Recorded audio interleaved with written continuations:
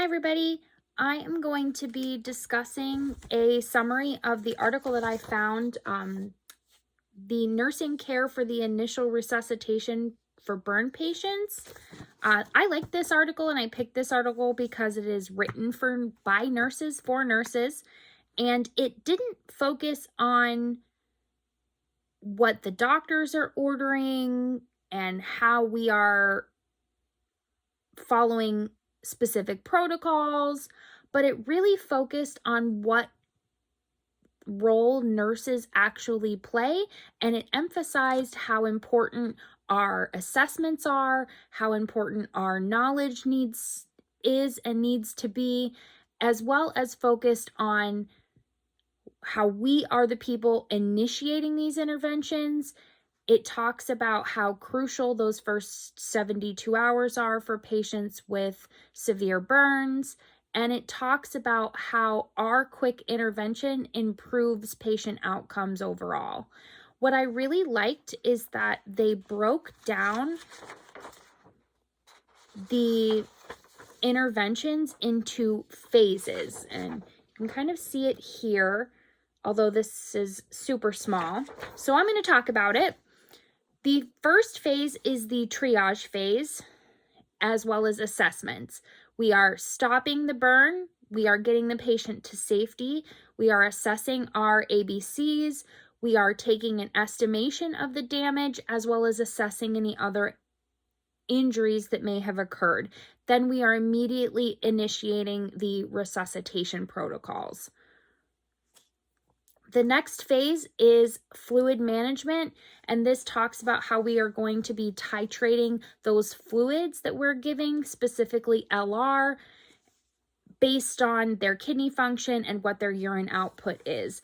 They also talk about optimizing resuscitation with starting albumin as well. They also talk about, in this phase, assessing the need for any adjunct therapies, and they're talking about, does the patient need ventilation, does the patient need vasopressors, those type of things. Then we're also taking an evaluation of resuscitation morbidity.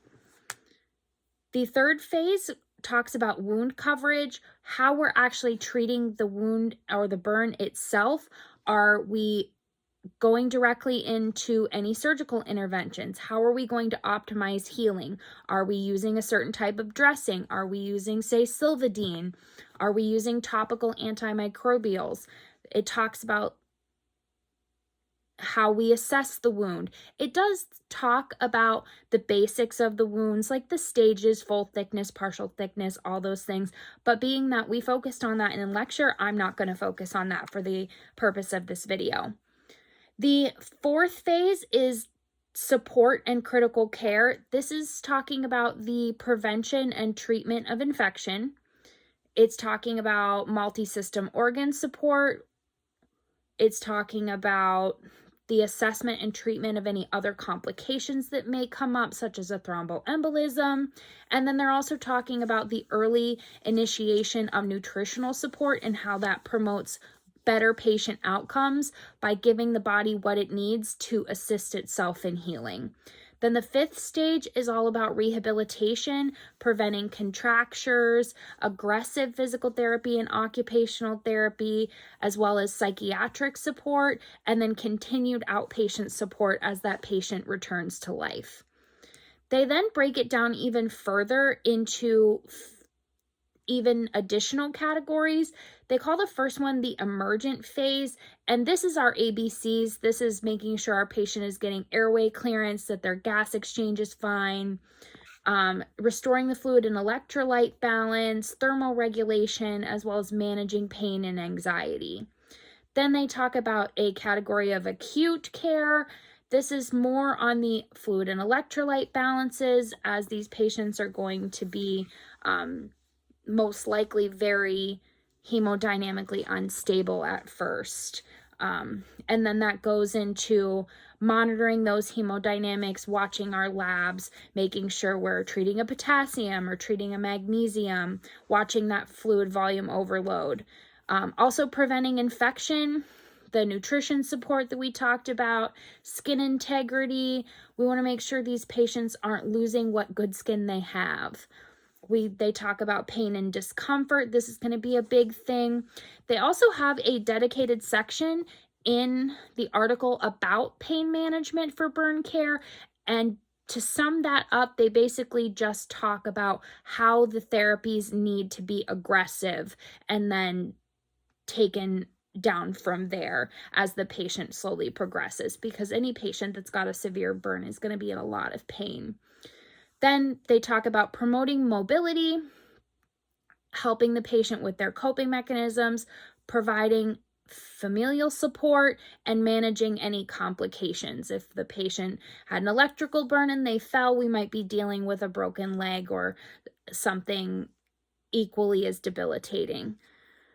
Then the last category they talk about is, again, the rehabilitation and how our nursing interventions focus on increasing activity and tolerance, increasing their body image and self-esteem, helping them from a psychological standpoint, focusing on our patient teaching and any complication management as we prepare for these patients to be discharged from the hospital. Maybe they're going to an acute rehab, maybe they're working with home health, but overall, it's going to be a long journey for these patients, and our patient teaching is crucial here.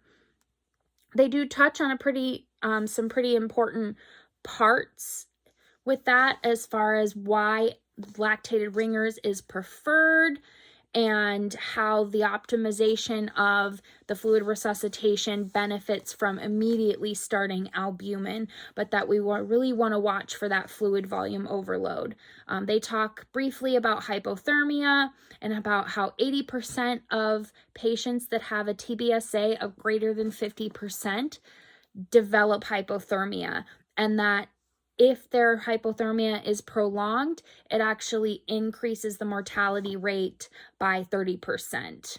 Then they talk a little bit more about addressing the wound itself, how more protocols are focusing on early debridement of that wound, getting that wound covered or closed to increase those healing rates and prevent infection, because of course the very beginning, when that is exposed and fresh and we haven't debrided that yet, the infection risk is the highest at that point. And these patients are going to be most likely a little bit immunocompromised, and we need to be making sure that they're not developing sepsis.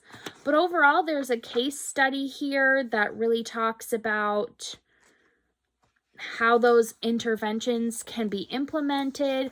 It talks about assessment, and it really just focused on the nursing care. And so it is uploaded if you guys want to read it, or I can send it to anybody, but it was a really good article. All right, thank you.